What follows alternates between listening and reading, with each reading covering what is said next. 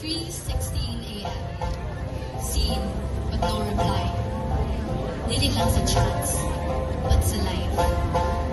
Have you ever prayed and felt like God left you on scene? Kay, ako, oo. There was a time where akong only kastorya is ang feelings akong kwarto. Kaya mas responsive pa siya kaysa sa langit. Scrolling, overthinking, comparing, repeat. Ganun sila kaya Manila. Ganun ako dili. Ano mo silang tanananay direction tapos ako wala pa. And then Holy Week came.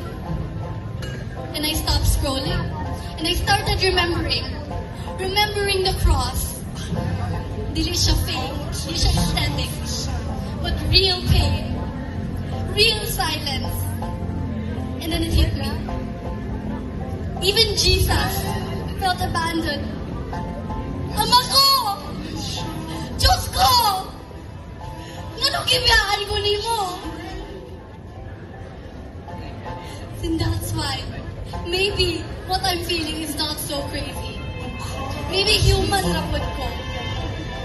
Eventually, I realized that Black Friday was silent. Just like the nights you cried without anyone knowing. But that story didn't end there.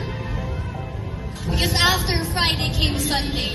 After pain and suffering came life. And that's when I realized, anong mo give up man kung nga si Jesus wala akong gani? So why give up when I'm only in my Friday?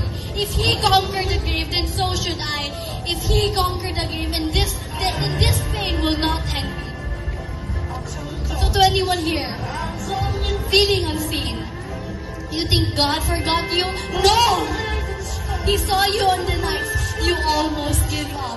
He heard you even when you were silent, and He stayed. Because the cross was not the end, and neither are you. So please, stay, because your Sunday is still coming.